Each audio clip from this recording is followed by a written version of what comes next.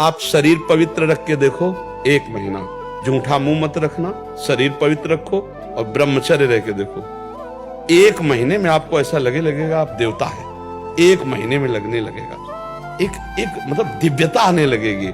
अपने लोग गंदे आचरणों में, गंदे दृश्यों में, गंदे चिंतन में, गंदे आहार में जीवन व्यतीत कर रहे हैं, तो एक पशुता सी आती चली जा रही, राक्षसी बुद्धि आती चली जा रही।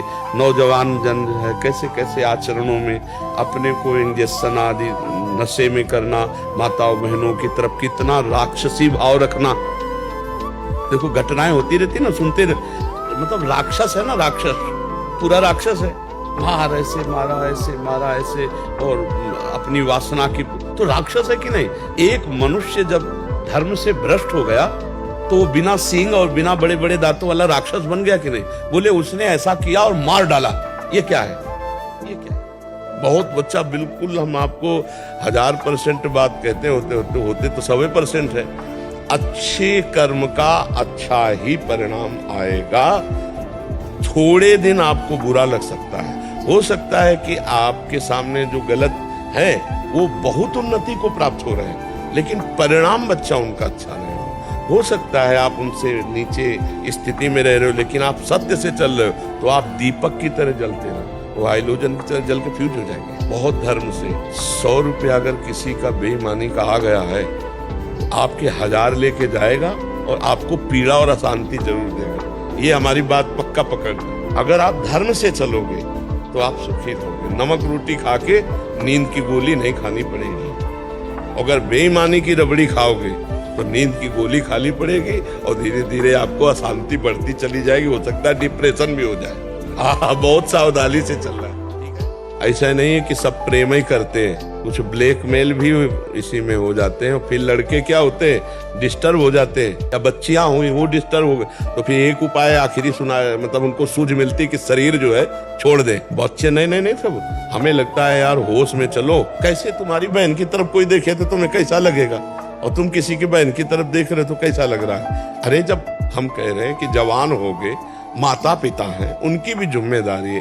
तुम्हारा कहीं कोई मित्रता ऐसी बन जाए तो अपने माता पिता से सूचना दे, उनको समर्पित करो अपनी दोनों बातें, और दोनों जगह पवित्रता से हो तो पाणी ग्रहण संस्कार करके अपना घर गृहस्थी बसाओ, वो तो ठीक है। ये गंदी प्रवृत्तियां जो चल गई, बेविचार प्रवृत्ति, आज ये एक मतलब नॉर्मल सी बात हो रही है, नहीं हो रही नॉर्मल। में लगता है कि छोड़ दो, अच्छे बच्चे बनो, गंदी बात मत करो।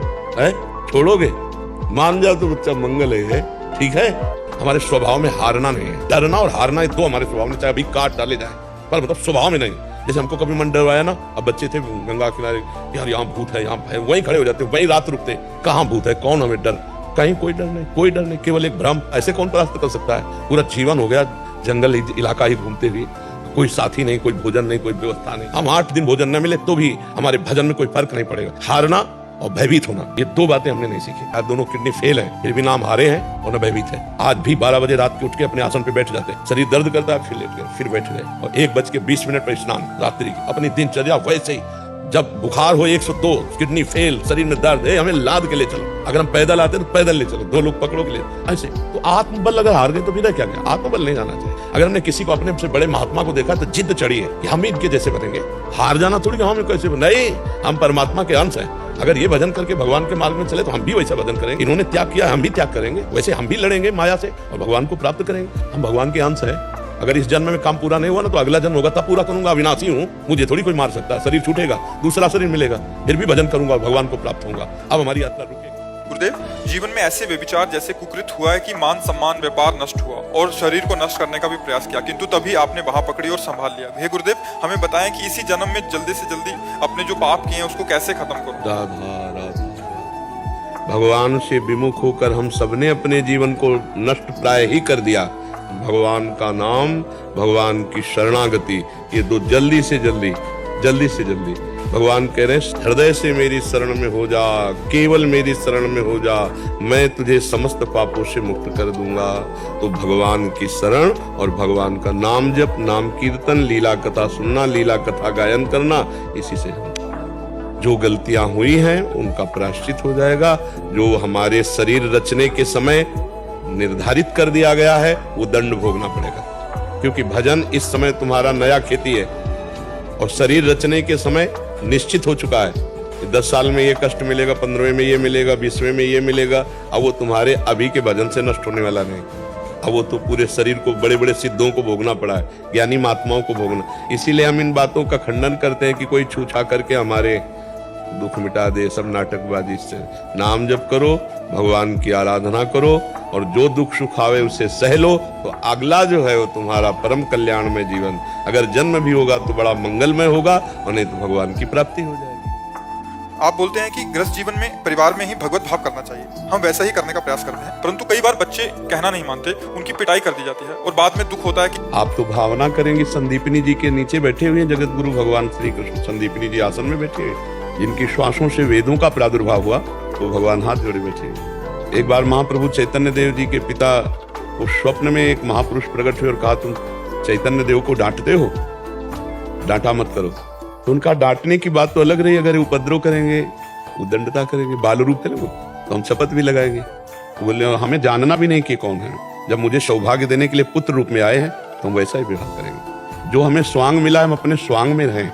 हमें माता का स्वांग मिला है तो हम शपथ भी लगाएंगे, दुलार भी करेंगे। तो उसमें पश्चाताप थोड़ी होना है, प्रभु है, भाव रखना। तो इसमें थोड़ी कि हम बेटे से कहें कि तुम तो भगवान हो, नहीं, पर अंदर भाव रखना कि प्रभु आप इनके रूप में है, पर मुझे माँ का स्वांग दिया है, प्रभु ऐसी लीला आपके साथ करूंगी। महाराज जी, जब किसी मनुष्य की कोई सकारात्मक और प्रबल इच्छा होती है जिसमें किसी का अहित शामिल नहीं होता, तो ये कह रहे हैं कि पूरी कायनात उसे पूरा करने में लग जाती है। ये सत्य है या असत्य? यदि सत्य है तो इसका क्या चीज? ये कह रहे हैं कि जब किसी की कोई सकारात्मक और प्रबल इच्छा हुई जिसमें दूसरे का अहित नहीं है, तो दूसरे की अहित नहीं, लेकिन धर्मयुक्त है कि वासनायुक्त है, ये तो देखना पड़ेगा ना। धर्मयुक्त है तो आपके अंदर उतना तप है कि नहीं उस कामना की पूर्ति के लिए, ये भी बात देखनी है। धर्मयुक्त है, आप चाह कर रहे हो लेकिन आपके अंदर तप नहीं, तो आपको नहीं प्राप्त होगा। जो लोग कहते हैं मैंने भगवान से मांगा, भगवान ने दिया नहीं। आपने भगवान को क्या माना है? आपने अपनापन भगवान से क्या किया? अगर भगवान का पूरा सृष्टि है तो तुमने अनुष्ठान किया उतना जितना मांगा, अनुष्ठान किया होता तो पूरा हुआ होता। अनुष्ठान करो, उससे पूर्ति होगी सकामता की। महाराज, उतना तप करना पड़ेगा। हाँ, साधन ऐसे मिल जाए तो फिर सब भगवान के हैं। भगवान सबके बैरी हैं क्या? इनको दे देंगे और दूसरे को नहीं देंगे? पूरी कायनात इनके सहयोग में हो जाएगी, दूसरे को मतलब प्रकृति से है, प्रकृति सहयोग। जी, प्रकृति सहयोग थोड़ी करती है। प्रकृति किसे कहते हैं समझो? आकाश, वायु, अग्नि, जल, पृथ्वी। तभी सहयोग होगा जब तप होगा, फिर ही ये चीजें सबको मिल रही। वायु, जल, पृथ्वी, आकाश, तेज, अंदर जो अंदर हमारे अन्न जाता है, पचता है ना, वो अग्नि के द्वारा पचता है। वैश्वानर अग्नि सबके उदर में विराजमान, जठराग्नि के रूप में। ये सब प्रकृति का अपना सिस्टम चल रहा है। हमारी जो कामना है उसमें जब तप है, भजन है, साधन है, तो हम प्रकृति रूपी दुकान से ले सकते हैं, अन्यथा नहीं।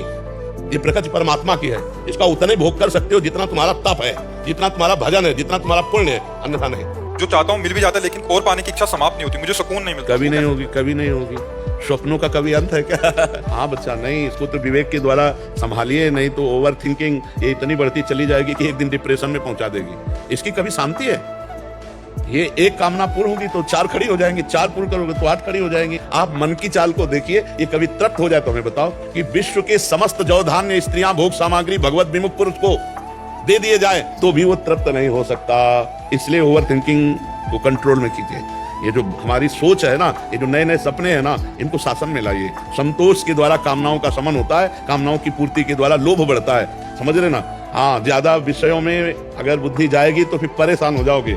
आपके मकान से 100 गुना बड़ा मकान आपको दिखाई देगा, आपके रुपए से 100 गुना बड़ा रुपया आप जलोगे, आप जलते रहोगे। इसलिए संतोष धारण करो, जथा लाभ संतोष सदा का उचो कचन चाहूंगा। अध्यात्म जरूरी है, बिना अध्यात्म के ये भौतिकवाद आग की तरह जला देता है। पक्का समझ लो बच्चा। हाँ, भौतिकवादी जला देगा। अब नाम जप करो, संतों का संग करो, शास्त्र स्वाध्याय करो, अध्यात्मवान बनो तो शांति मिलेगी। और अध्यात्म की तरफ झुको, भौतिकवाद की तरफ कितना बढ़ोगे आप। आपका बहुत सुंदर लड़की से ब्याह होगा तो उससे सुंदर लड़की आपको दिखाई देगी। आप क्या देखोगे? भौतिकवाद कितना बड़ा है, कितना बड़ा भौतिकवाद। नहीं, अपनी सीमा को हाँ समझिए और जैसे भगवान रखें वैसे रहकर प्रसन्न रहना सीखिए, तभी आनंद की अनुभूति होगी। समझ रहे? बच्चों का सांसारिक क्रियाओं में ध्यान रहता है, जैसे मोबाइल देखना, बाहर के खाना में ज्यादा रुचि रखना। कृपया महाराज जी मार्गदर्शन करें कि कैसे हम बच्चों को सही चलने दीजिए। हमको इतना देखना है कि वो धर्म विरुद्ध आचरणों में न चले जाएं। बस खान पान, खेल कूद, इनमें तो ज्यादा प्रतिबंध नहीं देना चाहिए। हम भी इस बात को, उनको खेलने भी देना चाहिए थोड़ी देर के लिए, स्वतंत्रता। अब थोड़ी देर के लिए देखो, आपके बच्चे तो कितने साल के पता नहीं, हमारे बच्चे तो 35-40 साल के हैं, संत है, आप समझ रहे हो? कभी कभी हम भी आज चलो मानसरोवर चलते हैं, सब चलते हैं, आज चलो ये बनाओ और सब लोग भोग पाओ, सब लोग बैठो, सब लोग। थोड़ी देर के लिए हम इनको छूट देते हैं, पर वो छूट धर्म संग है, अधर्म युक्त नहीं कि भाई रोज तुम रोटी दाल पाते हो, आज खीर बनाओ, आज पूड़ी बनाओ, आज ये बनाओ, आज ये बनाओ, और आज चलो भोग लगाओ, और आज यहाँ यमुना किनारे पाते हैं चल के, आज चलो मानसरोवर चलते हैं, आज उसे पवित्र भाव से। तो हमें लगता है कि बच्चों की भी मन की रखनी चाहिए। हाँ देखो, तुम 2 माला नाम और जप करो, आज तुम्हें ये पाएंगे, आज तुम्हें वहां लिवा चलेंगे, आज तुम्हें ऐसा भी करना चाहिए। अब वो धर्म विरुद्ध बात मांग रहा है तो हम डांट देंगे, फिर नहीं मांगेंगे। महाराज जी, मेरा प्रश्न है कि विवाह से पहले मेरे से कुछ ऐसे अपराध हो गए थे जो अब नहीं हैं, पर फिर नाम जप करते समय भी याद आते हैं। महाराज जी, मैं उन्हें कैसे भूल सकती हूँ? जिस समय वो अपराध नष्ट हो जाएगा वो भूल जाएंगे अपने आप। जब तक वो अपराध नष्ट नहीं होता तब तक वो दिमाग में छाया रहेगा। उस अपराध का नाश नाम जप से ही होगा, भगवान से ही प्रार्थना कीजिए, और जिस दिन वो अपराध नष्ट हो गया तुम्हारी स्मृति नहीं जाएगी, अगर स्मृति में ही नहीं आएगा, और नाम बढ़ाइए और भगवान से प्रार्थना कीजिए। भगवान के आश्रित होकर भगवान का नाम जप करो और भगवान से प्रार्थना करो, वो तुम्हारे अपराधों को, पापों को क्षमा कर देंगे। और पाप क्षमा का मतलब वो तुम्हारी स्मृति में ही नहीं आएगा, खत्म हो जाएगा। मंगलमयी, सुखमयी, पॉजिटिव चिंतन होने लगेगा। पाप का फल क्या होता है? निगेटिव चिंतन, नकारात्मक चिंतन, भयावह चिंतन, उद्विग्न करने वाला चिंतन। और जब पाप नष्ट हो जाता है तो सकारात्मक चिंतन, आनंद वर्धन करने वाला चिंतन होने लगेगा। ये जैसे डिप्रेशन में पहुंच जाते हैं ना, ये अपराध है, पाप है।